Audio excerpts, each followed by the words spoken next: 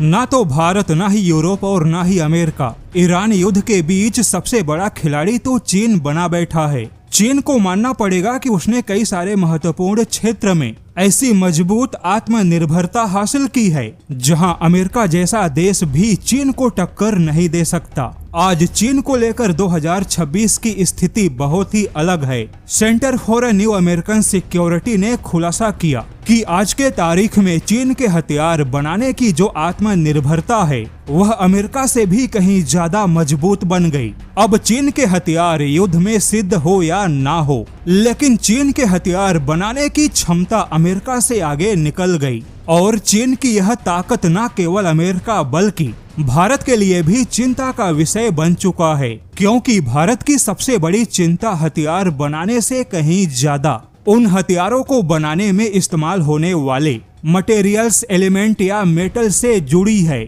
और एक ऐसा ही मेटल है टंगस्टन, जो फिलहाल भारत के लिए बहुत बड़ी समस्या बन गया। वैसे तो भारत ने बहुत ही तेजी से हथियारों में आत्मनिर्भरता हासिल की, लेकिन अब आवश्यक है कि भारत हथियारों में इस्तेमाल होने वाले स्ट्रेटेजिक मेटल्स और एलिमेंट में आत्मनिर्भरता हासिल करे। खबर कुछ ऐसी है कि ईरान युद्ध की वजह से भारत के सामने केवल तेल या गैस का संकट नहीं है, बल्कि युद्ध के कारण भारत के सामने हथियारों में इस्तेमाल होने वाले टंगस्टन जैसे स्ट्रेटेजिक मेटल्स की भारी कमी पड़ गई। और हैरान करने वाली बात है कि चीन यहाँ पर भी बहुत ही ज्यादा मजबूत स्थिति में है, यानी कि टंगस्टन जैसे स्ट्रेटेजिक मेटल पर भी चीन का ही बहुत बड़ा कंट्रोल है। और यही चीन की सबसे बड़ी ताकत भी है, क्योंकि चाहे रेयर अर्थ एलिमेंट्स की बात हो या लिथियम आयन की बात हो या टंगस्टन जैसे मेटल की बात हो,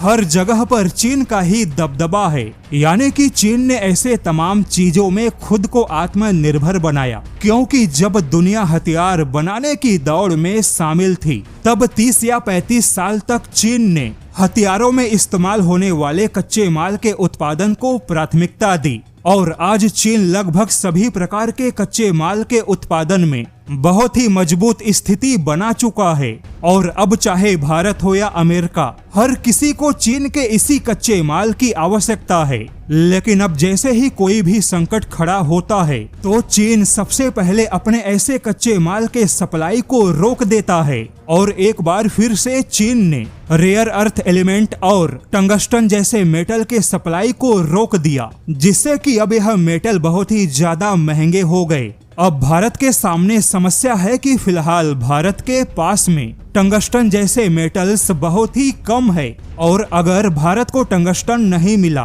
तो भारत के हथियारों के निर्यात पे दबाव बढ़ेगा। वहीं भारत के डिफेंस कंपनियों के पास में जो पुराने ऑर्डर मौजूद हैं, उन पुराने ऑर्डर के हथियारों को नए और महंगे टंगस्टन वाले मेटल से बनाने पे हथियारों की लागत और ज्यादा बढ़ेगी, जिससे कि भारत के डिफेंस कंपनियों को घाटा होगा या उनके मार्जिन पे दबाव बढ़ेगा। अब देखा जाए तो डिफेंस के मामले में हथियारों से जुड़े कच्चे माल अब भी भारत के लिए एक बड़ी समस्या बने बैठे हैं, जबकि चीन का ऐसे कच्चे माल पर बहुत ही ज्यादा कंट्रोल है। हालांकि ऐसा नहीं है कि यह समस्या कभी खत्म नहीं होगी। भारत भी ऐसे रेयर अर्थ एलिमेंट्स या टंगस्टन जैसे स्ट्रेटेजिक मेटल में चीन को टक्कर दे सकता है, लेकिन भारत के ऐसी समस्या के खत्म होने में कम से कम 10 सालों का समय लगेगा, क्योंकि भारत अब जाकर इस प्रकार के स्ट्रेटेजिक मेटल के उत्पादन में बड़े पैमाने पे निवेश कर रहा है, जिसका रिजल्ट आने में थोड़ा समय तो लगेगा ही।